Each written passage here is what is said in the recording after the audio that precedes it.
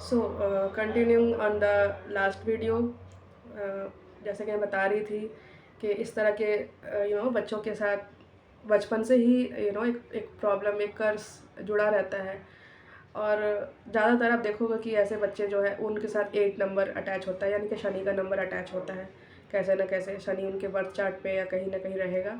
तो शनि तो सबको पता ही है, स्ट्रगल करवाता है। तो ये स्ट्रगल मेरे लाइफ में भी चल रहा था। तो मैंने रियलाइज़ किया like after so many years, जब मेरे लाइफ में काफ़ी कुछ उथल पुथल हो गया। मेरा 10 साल का शादी डिवोर्स हुआ मेरा। शादी होने का डिवोर्स होने के बाद भी इट्स बीन लाइक 3 ईयर्स, 3 साल हो गए मेरा डिवोर्स हो चुका है, लेकिन अभी भी मुझे कहीं से भी शांति नहीं मिल रही है। और अब जा कर के लाइक हाँ, एक इंडिकेशन मिला है कि हाँ, अब मेरा हीलिंग जर्नी पूरा हो चुका है। Now I can come out of my isolation period and I can communicate to normal peoples and अब मुझे है कि बाहर आने का परमिशन मिल गया है और अपनी बात रखने का एक मौका मिला है। तो ऐसे होता है कि मैंने जब अपनी लाइफ को एनालाइज़ किया तो मैंने देखा कि हर 7 ईयर्स 8 ईयर्स के एक टेन्योर के बाद मेरे लाइफ में सब कुछ ख़त्म हो जाता है। फिर से मैं रिबिल्ड करती हूँ फ्रॉम द स्क्रैच, एकदम से स्टार्ट करती हूँ। फिर वो 7-8 साल होता है, फिर सब कुछ ख़त्म हो जाता है।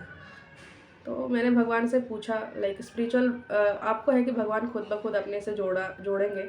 आपको शुरू में लगता है कि मैंने भक्ति शुरू की, लेकिन एक्चुअली में आप कुछ नहीं कर रहे होते हो, करते भक्ति भगवान ही है। वही आपको अपनी तरफ अट्रैक्ट करते हैं, फिर आपको एक एक चीज़ स्टेप बाय स्टेप आपसे करवाते हैं। गलत सही ये सब सोचने की ज़रूरत नहीं है, जो भी हो वो आप कर रहे हो, बस आप भोले मन से करते जाओ, सब सही ही होता है। ठीक है। तो मुझे अपनी शादी से 10 साल पहले, जब मेरी शादी हुई, मुझे बहुत उम्मीदें थी। मुझे लगा कि चलो ठीक है, कम से कम अब मेरी मैरिड लाइफ हो रही है, नई लाइफ स्टार्ट हो रही है, तो अच्छा रहेगा सब कुछ, अपने हस्बैंड के साथ में खुश रहूँगी। बट अनफॉर्चुनेटली मेरा हस्बैंड एक नार्सिसिस्टिक पर्सन निकला, एक बहुत ही टॉक्सिक पर्सन। मतलब इतना इतना ज़्यादा डार्कनेस मैंने शायद अपनी लाइफ में कभी देखा नहीं था, कभी सोचा भी नहीं था कि ऐसा भी होता है। यू नो तो जाहिर सी बात है, मैं किसी भी तरीके से शायद मुझे ऐसा लगा शायद मैं ही दुनियादारी नहीं जानती हूँ। ऐसा लगा जैसे मतलब मैं एकदम से अंधेरे कुएं में गिर गई हूँ और पता नहीं मेरे मतलब रास्ता कब मिलेगा या रोशनी कब मिलेगी, मुझे कुछ समझ में नहीं आता था। फिर फिज़िकल अब्यूज़, डोमेस्टिक अब्यूज़, ये सब तो like normal day to day life का एक पार्ट ही हो गया था। फिर इसी में साथ ही साथ अब वो फाइनेंशियल अब्यूज़ भी आता है कि वो आपको प्रॉपरली जॉब करने नहीं देगा, जॉब के लिए धक्के मारेगा कि तुम जॉब करो, लेकिन जब आप जॉब करने जाओगे तो फिर वो आपकी ऑफिस की चीज़ों को लेकर के कमेंट करेगा, आपकी टाइमिंग को लेकर के, आपकी आपकी प्रोफेशनल लाइफ को बिल्कुल भी सपोर्ट करना या एक रिस्पेक्ट देना वो उससे नहीं होगा या उसकी फैमिली से नहीं होगा। फिर आपके पैसे के ऊपर नज़र रखना, आपके तुम्हारे अकाउंट में क्या है, कितना है, क्यों खर्च किया, ये क्यों किया, वो क्यों किया, दुनिया भर की चीज़ें, ये फिनेंशियल अब्यूज़ में आता है। इसके अलावा फिर वो आपको चाहेगा कि किसी भी तरीके से इसका जो भी पावर है, जिससे भी उसे खुशी मिल रही है, वो आपको खुश नहीं रहने देगा। ठीक है। अगर आपको कोई चीज़ खाने की चीज़ पसंद है तो आपको खाने नहीं देगा वो चीज़। तो हर तरीके से जो भी आपका सोर्स ऑफ पावर है वो आपको उससे कट ऑफ करना चाहेगा। So this is all comes into emotional abuse and domestic abuse. तो अब सवाल ये है कि हम अपनी लाइफ में जब किसी से मिलते हैं फर्स्ट टाइम, सेकंड टाइम, तो हम कैसे डिसाइड करें, हम कैसे पता करें कि ये मतलब नार्सिसिस्टिक है, रेड रेड फ्लैग है या कैसा है। ठीक है, उसके साथ हमें कंटिन्यू करना है या नहीं करना है। तो पहला फैक्टर तो यही है कि वो एक नॉन बिलीवर होगा, भगवान को मानेगा नहीं, भगवान को उल्टा गाली वाली देने वाला पर्सन होगा।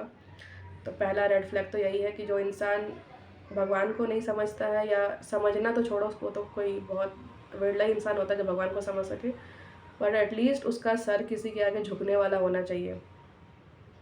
मेरा भी सर सबके सामने नहीं झुकता है, लेकिन भगवान के आगे झुकता है।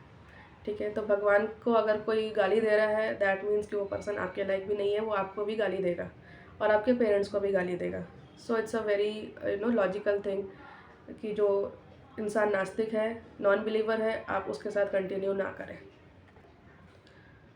सो सेकंड पॉइंट इसका देखने को मिलता है कि बहुत ही सेल्फिश बिहेवियर होगा, इमोशनली अवेलेबल नहीं रहेगा वो आपके साथ। आपको किसी बात से दुख हुआ है, कोई स्ट्रेस है, आप कुछ भी नेबर के साथ कोई बात हो गई है, ऑफिस में कोई बात है या कहीं भी कोई बात है, ये तो हमारी like day to day life का पार्ट होता है, वी आर इमोशनल बीइंग्स। तो आपको इमोशनल सपोर्ट वो नहीं मिलने वाला है, वो आप भूल जाइए, ठीक है। तो जब भी आपको लगेगी कि आपके साथ जो पर्सन है वो आपको इमोशनली सपोर्ट नहीं कर रहा है, आपने तो ज़्यादा मौके देने की ज़रूरत नहीं है, ठीक है। आप देखो कि अगर आप उससे कोई बात शेयर करके देखो, ठीक है, चेक करने के लिए भी कि वो किस तरह से कर रहा है, वो किस तरह से बिहेव कर रहा है, किस तरह से रिएक्ट कर रहा है। अगर वो कोई सॉल्यूशन बता रहा है और बहुत प्रैक्टिकल है, तो it's a no, it's a no. मैं कभी किसी इतने एक हार्ड कोर प्रैक्टिकल पर्सन के साथ मैं नहीं जी पाऊँगी, मैं तो नहीं जी पाऊँगी कम से कम। मैं एक इमोशनल पर्सन हूँ, तो मुझे एक इमोशनल पर्सन चाहिए जो कि समझ सके, एक्चुअल में डीप लेवल पे समझ सके कि कोई बात या कोई सिचुएशन मुझे किस लेवल पे जाकर के इम्पैक्ट की है। इस चीज़ को उसे समझ में आना चाहिए, क्योंकि इमोशन जो है एक फ्रीक्वेंसी है, ठीक है। अगर कोई पर्सन इस फ्रीक्वेंसी को नहीं अंडरस्टैंड कर पा रहा है, तो आगे भी आप कल को आपके साथ हो जाएगा पर्सनली कुछ ना, वो नहीं समझ पाएगा।